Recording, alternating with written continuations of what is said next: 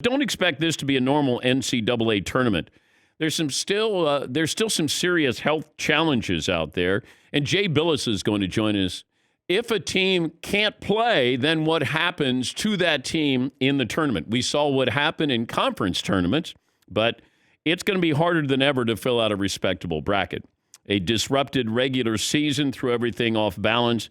Teams like Virginia and Kansas and Duke, they had to pull out of their conference tournaments. But even with all the upheaval, there'll be some pleasant surprises. There'll be some familiar faces. Those are the coaches. Patrick Ewing, who will join us later on this morning, leading Georgetown to the Big East title. Rick Pitino, leading Iona to a conference title and a tournament berth. You still have some star power in there, some players who will be playing in the NBA next year. But there's less star power than usual. There's no Zion Williamson.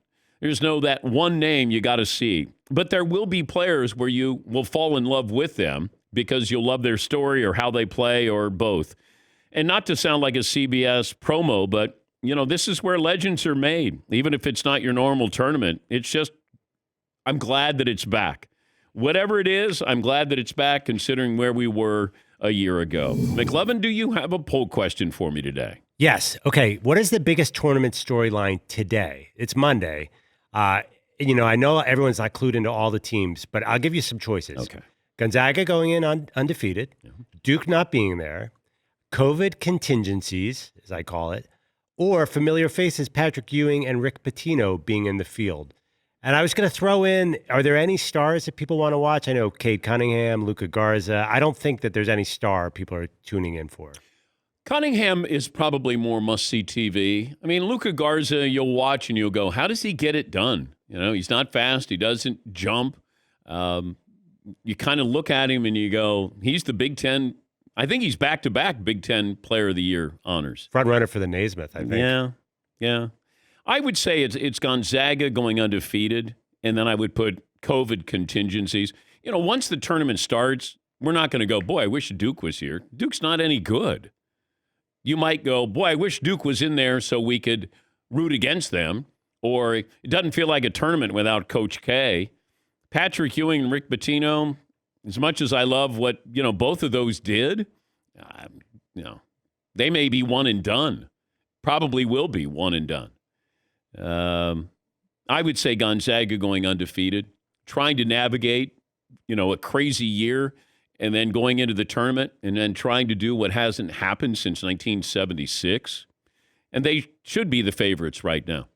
They have been a great team from start to finish. It's just there will be one game in the tournament, guaranteed, where the outcome will hang in the balance for Gonzaga. If Gonzaga goes undefeated, I don't think they're going to blow through everybody and win by double digits. There will be one game, at least, where down 3 with 5 minutes to go. It just happens. And sometimes there's no rhyme or reason where you go, how are they, losing to that team? Or how is that team staying with Gonzaga?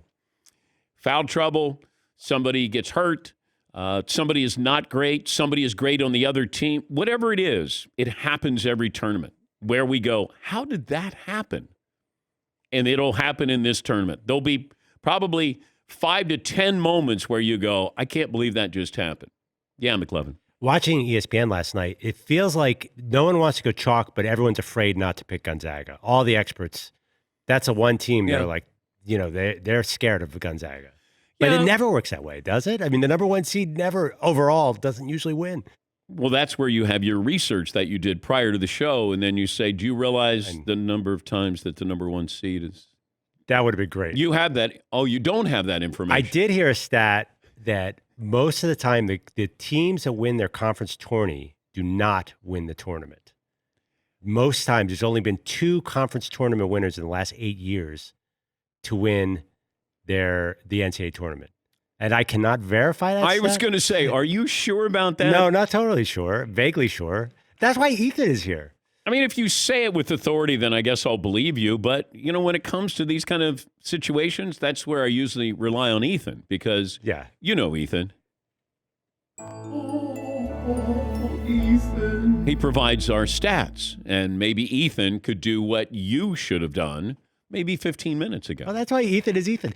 But I always make the mistake where I watch a conference tournament and I see whoever wins that. I'm like, oh, they're awesome. They're going to win it. And it never seems to really work out that way.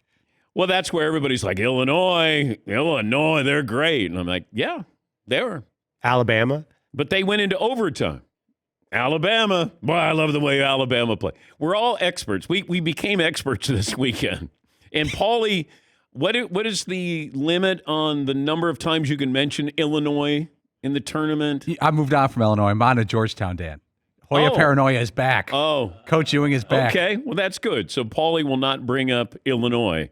It's like any tied to the state of Illinois, Paulie latches onto it. Yeah, and he was telling me Illinois is nowhere near Chicago. It's like 4 hours away. Is that correct? Like 2.5 south. Chambana.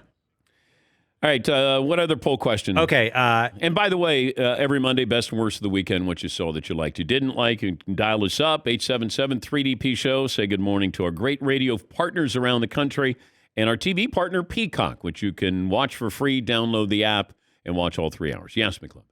I have a Saints poll question. Unless Paulie had another college basketball poll. Okay. It feels like he's itching to do it. Well, you were talking about things in this tournament. I know it's not the lead, but the fact that Rick Pitino is back in the NCAA tournament. If you would have said 3 years ago, when he's in Greece doing whatever he was doing over there, collecting a check, that Rick Pitino would be in the NCAA tournament and Mike Krzyzewski would not. This guy's got more than 9 lives. No matter what you think of him, the fact that he's present. Well, he can still coach. It should never be lost on anybody. With all the baggage, all the drama, everything that went on with Rick Pitino, at the end of the day, as we like to say, he is one of the 5 greatest coaches that we have right now in college basketball. He truly is. This is his 5th team that he's taken to the tournament. He can coach big. He can coach small. He can shoot the 3. I mean, he's done it in a variety of ways. And Rick Pitino can coach. And I know you probably go, well, of course they can all coach. No, he's the kind of guy that can take your players and beat you, or he can take his players and beat you. He's just that talented. Now, is Iona going to do anything in the tournament? Maybe you get a win, but he got them there. That's it. I mean, that's the important part, is when he was hired, and you probably thought, as I did, wow, Iona. This was Kentucky and Louisville, and coached in the NBA and coached the Knicks, coached Celtics.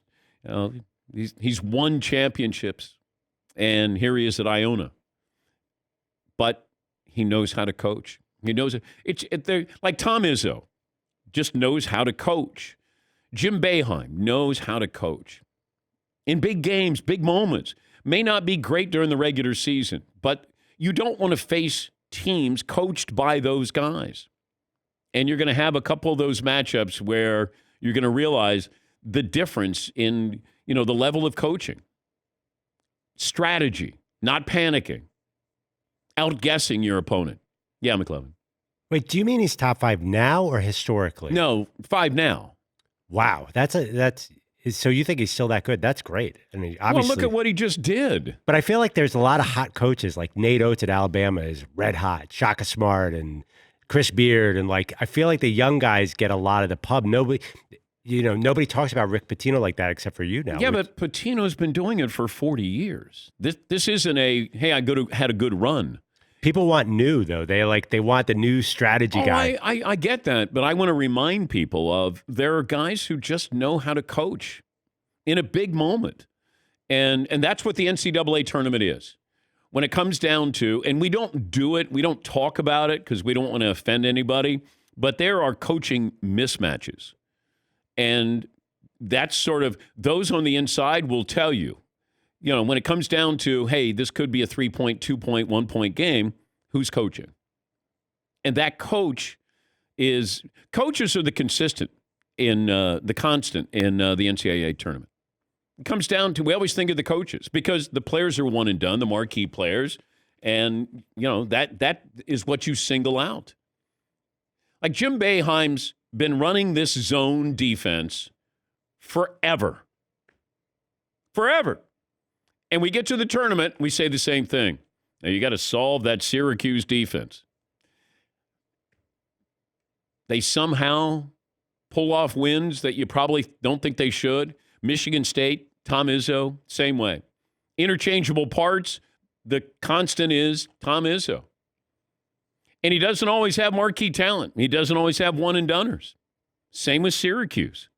That's where you got to coach. You can't just say, hey, go out there and get me a bucket.